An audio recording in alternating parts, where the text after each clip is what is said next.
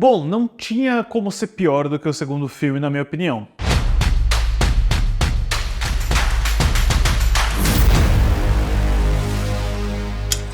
Olá, fãs da Sétima Arte, meu nome é Lucas Nascimento e esse é o Lucas Filmes. E dando sequência aí à nossa retrospectiva da saga Transformers, né? Tô correndo aí antes de assistir, publicar o vídeo do novo filme animado aí, Transformers o Início, já na próxima semana. Hoje eu tô aqui pra falar sobre Transformers, o lado oculto da lua, filme de 2011 dirigido mais uma vez pelo Michael Bay. Mas antes eu pedi para você curtir esse vídeo, se inscrever no canal e ativar o sininho para não perder notificação dos próximos vídeos. Bem, como vocês puderam ver no meu vídeo anterior desse especial, eu não sou um fã de Transformers A Vingança dos Derrotados, que foi o segundo filme da franquia dirigido pelo Michael Bay, lançado em 2009. Ele teve uma péssima recepção crítica, ele foi um dos piores filmes de 2009, na opinião de muita gente. Ele foi indicado ao Framboesa de Ouro, se eu não me engano, mas ele fez um caminhão de dinheiro, ele fez mais dinheiro do que o primeiro, e é engraçado até, né? No lendário Making of The Human Factor do Charles de Lauzirica, que eu sempre vou citar aqui no canal, o Michael Bay fala que os críticos nasceram com um gene sem diversão, que Transformers era um tipo de filme à frente do seu tempo, que tratava robôs de uma forma que ninguém tinha visto antes. Ele até compara Transformers com Star Wars. E beleza, ele tem todo o direito de acreditar nisso e todo mundo pode concordar, mas é extremamente curioso e irônico como alguns meses depois o próprio Michael Bay iria falar que o Transformers 2 não foi bom, que foi um filme besta, que as piadas eram ridículas e que foi tudo culpa da greve dos roteiristas do WGA. Então, todo mundo entra pro terceiro filme na intenção, no desejo de fazer algo melhor, mais coerente e não tão extrapolado quanto foi o Vingança dos Derrotados. O próprio Michael Bay fala isso no outro documentário do Charles Lauzirica pro Transformers 3, que é o Above and Beyond, igualmente muito bom, cheio de detalhes. Então, todo mundo quer fazer esse filme com mais calma, com mais reflexão, o que não é o que acontece com o Michael Bay, já que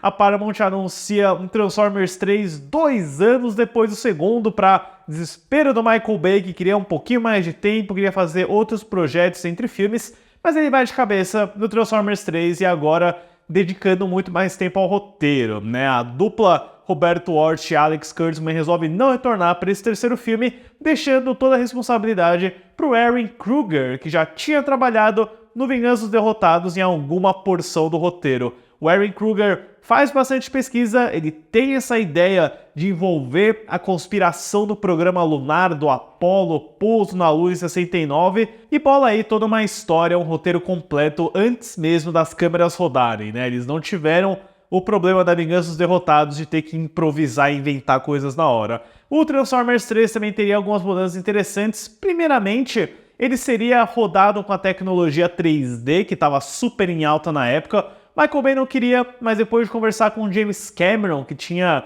revitalizado o formato com o primeiro Avatar, ele opta até por adaptar o estilo de gravação dele para atender a tecnologia desse novo 3D. Eu até lembro que era bem interessante na telona, eu assisti em 3D no IMAX na época, mas a grande mudança do terceiro Transformers é a ausência da atriz Megan Fox no papel da Mikaela. Ela já estava prestes a filmar, eu lembro de fotos do set dela com o figurino, dela interagindo com os atores, porém, em fatídico dia, a Megan Fox comparou Michael Bay com Adolf Hitler, pelas longas horas de trabalho, pela exigência, pela agenda, e isso não agradou nem um pouco o produtor executivo Steven Spielberg, que forçou, né, ele incentivou que a Megan Fox fosse demitida do projeto, né? O Michael Bay, ele disse que não se afetou, que pra ele não era nada, ele até fala algumas coisas meio estranhas no making of aí do Lauzirica, que quando a Megan Fox chegou no set, ela já não era mais a Mikaela, ela tava uma mulher diferente, não sei o quê. Enfim, uma zona meio cinzenta aí, mas que iria ser reparada, já que o Michael Bay colocaria a Megan Fox para fazer o reboot das Tartarugas Ninja, do qual ele é produtor, e para trocar a personagem, não seria a Mikaela, o Erin Kruger escreve uma nova personagem, que é a Carly, vivida aí pela modelo britânica Rosie Huntington-Whiteley, que nessa mesma época do Transformers 3, em 2011, ela seria escalada para fazer o Mad Max Estrada da Fúria, que só sairia em 2015. A Rosie Huntington-Whiteley não fez mais nada desde então. As filmagens aconteceriam de abril até novembro de 2010, com locações em diversas cidades dos Estados Unidos, mas com um grande destaque para a cidade de Chicago, que fechou várias ruas durante 4 semanas para uma grande cena de batalha. E o filme ainda até foi mais barato do que o segundo, custando um total de 195 milhões de dólares. O resultado, que chegou nos cinemas em 2011, assim, eu entendo a intenção de todo mundo de fazer um filme melhor, e ele certamente, na minha opinião, é muito melhor do que o Vingança dos Derrotados, mas pra mim ele não escapa aí de alguns problemas de humor, de mitologia, de duração excessiva, de muita coisa, de muita histeria ao mesmo tempo, mas eu não posso negar que quando o Transformers 3 tá no espetáculo de ação, ele é muito bom no que ele faz. A história do filme acompanha Sam Witwicky, vivido por Shia LaBeouf. Ansioso para conseguir seu primeiro emprego após a faculdade, sua vida pacata é novamente interrompida quando a guerra entre Autobots e Decepticons recomeça, agora desenterrando um segredo do governo americano envolvendo a missão da Apollo para a Lua. Eu lembro que na época, lá para 2010, comecinho de 2011, todo esse lance da Apollo, do pouso lunar, era a grande jogada do marketing, era um elemento que te deixava muito interessado, e mesmo eu, na época que não tinha gostado do Transformers 2, não estava muito afim de saber de mais Transformers, fiquei muito curioso, fiquei muito interessado, todo mundo adora uma boa conspiração, então eu acho que o Ehren Kruger tem um gancho legal para esse filme. Apesar de que todo o lance da Lua é um elemento bem pequeno na história, né? Ele pega você num prólogo bem interessante, ele traz uma revelação com essa nave dos Autobots que escapou para a Lua, que tá com o Sentinel Prime, o grande personagem desse filme, que é dublado pelo Leonard Nimoy, e tem um rosto aí inspirado no Sean Connery. Ele é, de longe assim, eu acho que o Transformer mais antropomorfizado no rosto dessa franquia inteira. Então ele tem algumas surpresas, tem alguns elementos interessantes. Eu só, pessoalmente, nunca fui muito ligado no lore de Transformers, eu não fico muito interessado quando eu penso, esse cara é o mentor do Optimus, esse cara tem o segredo aí que envolve a Cybertron, a forma de conseguir reconstruir o planeta e tudo mais. Tem uma twist aí envolvendo, né, que o Sentinel Prime, na verdade, é o grande vilão da história, ele faz um acordo com o Megatron. Eu tenho uma certa resistência, um pouco de dificuldade de encarar os personagens de Transformers como personagens que têm emoções, que têm intenções, que tem planos, responsabilidade. É uma suspensão de descrença que às vezes me barra um pouquinho de comprar mais essa história. Por isso que eu tô sempre mais investido no Sam Witwicky do Shia LaBeouf, que eu ainda considero um bom personagem. Eu sinto que ele era meio chato no segundo, e no terceiro ele tá seguindo um clássico passo do Coming of Age, que é conseguir o primeiro emprego. E eu acho que esse elemento da história é divertido, é bacana, rende uma boa sequência de montagem aí, onde ele passa por várias empresas, onde ele tem uma entrevista com o John Malkovich completamente laranja, estilo Donald Trump nesse filme. Então eu ainda consigo ver os vislumbres do fator humano, que é o que sempre me deixa ligado em Transformers. Apesar de eu ter que admitir aqui que todo o arco romântico dele com a Carly não funciona nem um pouco, sabe? É complicado. A gente passou 2 filmes investido naquele casal, e aí no terceiro, do nada, ele já tem que declarar amor para outra mulher, ele já tem que pensar em planos de casamento, e você mal conheceu essa personagem. E eu acho que a Rosie Huntley-Whiteley é muito bonita, obviamente, mas não é lá uma grande atriz, não é tão carismática. Eu sinto que a Megan Fox tinha muito mais presença do que a Rosie, mas ela tá lá fazendo o que ela tem que fazer, sendo a musa do Michael Bay para planos com flares e explosões, mas não é o tipo de relacionamento que me deixa interessado, ou que pelo menos me fazia torcer, como era o caso do primeiro filme. Eu acho até engraçado como o Michael Bay consegue reunir vários atores que trabalharam com os irmãos Coen, né? O John Turturro volta mais uma vez aqui, eu gosto, de novo, do papel dele, eu gosto de como ele acaba numa cadeira de rodas por boa parte do filme, deixando meio que completa o elemento bem cartoon do personagem dele, né? Assim como a Frances McDormand, eu nunca imaginei na minha vida que eu veria a Frances McDormand conversando num plano contra plano com Optimus Prime. Aí o próprio John Malkovich, né? Tem todo o elenco aí do Quem Depois de Ler, do Grande Lebowski. Não sei o que o Michael Bay tem com o elenco dos irmãos Coen. Acho que o John Goodman vai aparecer do próximo Transformers, se não me engano, também, né? No papel de voz. Tem toda essa maquinação do governo. Eu acho que o filme gasta um pouco de tempo com o Sam e o John Turturro indo nessa investigação para entender os segredos de onde estão escondidos alguns objetos ao redor da Terra. E beleza, é muito mais funcional do que a caça ao tesouro do segundo filme, mas eu acho que ela se perde um pouquinho com a quantidade de personagens, de lore, e às vezes pelo fato aí do Michael Bay não conseguir segurar o Bayhem dele e fazer todo mundo gritar, berrar, se descabelar o tempo inteiro por algum motivo. Isso tudo, pessoalmente, me deixa muito cansado. Mas olha, apesar do Lado Oculto da Lua ser um filme de 2 horas e 40, né? Ele é muito comprido, mais comprido do que ele precisava ser, na minha opinião. Eu tenho que tirar o chapéu pra Batalha de Chicago, tá? Eu acho que, mesmo no Transformers 2, a ação pra mim era incompreensível, eu não conseguia comprar nem aproveitar nenhuma daquelas grandes tomadas de explosões e efeitos visuais. Porém, no Lado Oculto da Lua, o Michael Bay tá muito mais inspirado, ele tem um foco, ele tá realmente dedicado a fazer um trabalho melhor. E de cara, né, desde aquela ótima perseguição na estrada, onde o espertão aí resolveu reutilizar takes dele para a ilha, né, para os carros destruídos, você consegue ver de novo aquela integração de efeitos práticos com efeitos visuais muito bem renderizados. Eu acho que é um trabalho finíssimo e eu gosto da trilha sonora do Steve Jablonsky. Ele criou o melhor tema dele, na minha opinião, nessa sequência da estrada.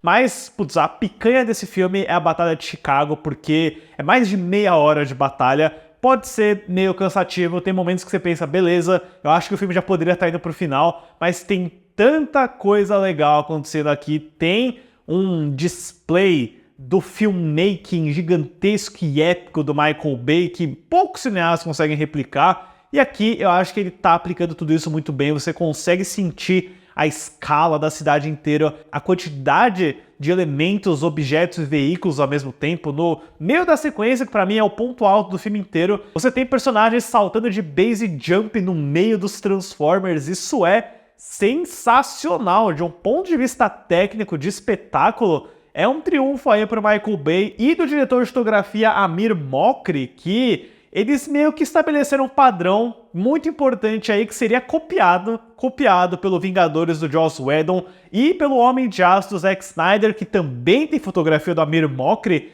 Toda aquela ideia da batalha no centro da cidade com algum tipo de portal no céu e o conceito de trazer um planeta inteiro para aquela cidade, poxa, começou com Transformers 3, né? O Vingadores teria exatamente o mesmo plano, o Homem de Aço teria um plano muito parecido também. Então você tem que colocar aí que o Michael Bay e o Amir Mokri foram a referência nesse quesito. Ainda tem toda aquela sequência muito elaborada desse Transformer do mal, que é um driller, que é como se fosse uma furadeira, ele vai se agarrando ao redor de um prédio como se fosse um tentáculo.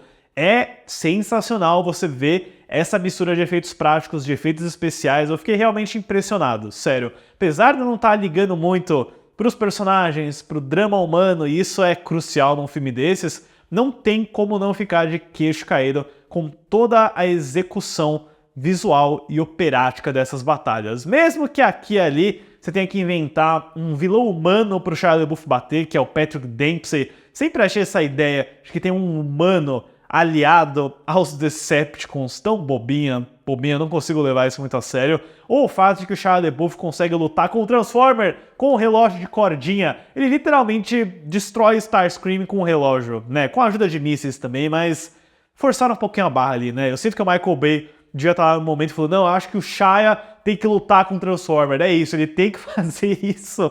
É meio exagerado, você tem um pouquinho, né, daquela excessiva batalha de robôs o tempo inteiro, mas realmente, como um fã de ação, eu fico feliz com esse final, porque eu acho que é a maior coisa que o Michael Bay já fez. Eu acho que ele nunca conseguiu ser maior e mais Bayhem do que o que acontece no clímax do Lado Oculto da Lua. Tenho lá meus problemas com esse filme, com toda certeza. Eu acho que, apesar de todo mundo ter se esforçado para fazer o melhor Transformers, ele é melhor que o segundo, mas ainda sofre aí pra mim de alguns problemas de história, de personagens, algumas incoerências de mitologia, de uma duração excessivamente longa, mas pelo menos ele acerta e faz bonito nas sequências de ação. Pra Transformers, o Lado Oculto da Lua, eu dou uma nota 4. E no lado financeiro, certamente a sorte sorriu mais uma vez para Michael Bay, já que o Lado Oculto da Lua chegou nos cinemas americanos em 29 de junho de 2011, com uma abertura de 97,852 milhões, que ajustado para a inflação de hoje dá cerca de 136,831 milhões, fazendo uma bilheteria doméstica total de 352,390 milhões, que ajustado para a inflação dá cerca de 492,759 milhões, e no mundo inteiro 1 bilhão 123 milhões de dólares, que ajustado para a inflação sobe ainda mais para 1 bilhão 571 milhões. Primeiro filme da saga Transformers a bater a marca do bilhão e também um dos maiores filmes de 2011. Eu acho que ele foi o segundo maior, atrás do Harry Potter e as Relíquias da Morte Parte 2, se eu não estou enganado. E no Oscar, vejam só, mais uma vez o filme foi lembrado aí nas categorias de edição de som, mixagem de som e melhores efeitos visuais. Ele perdeu as três para a invenção de Hugo Cabret do Martin Scorsese, o que na minha opinião, raramente vocês vão me ver falando que um filme do Michael Bay merecia ter ganhado um Oscar no lugar do Scorsese, mas o que o Transformers 3 faz aqui é sacanagem, deveria ter ganhado. Pra mim, era o melhor de todos os indicados. Bom, mas é isso, pessoal. Deixe nos comentários depois o que vocês acharam de O Lado Oculto da Lua. Eu sei que esse daqui é o preferido de muita gente. Eu sempre dei chances pra esse filme, eu certamente gosto um pouco mais dele hoje do que na época. Eu lembro que em 2011 eu não gostei, eu detestei, eu achei pior que o 2 por algum motivo. Acho que eu tive uma dor de cabeça muito grande, acho que isso que me deixou com raiva do filme. Mas assistindo hoje em dia, ele certamente, pra mim, é melhor do que o 2, tem alguns pontos muito positivos, mas não seria o fim dos Transformers, Daqui a alguns anos, lá pra 2014, a gente voltaria com mais Michael Bay, mais Transformers e dinossauros. Certo, pessoal? Obrigado pela visita e até a próxima sessão.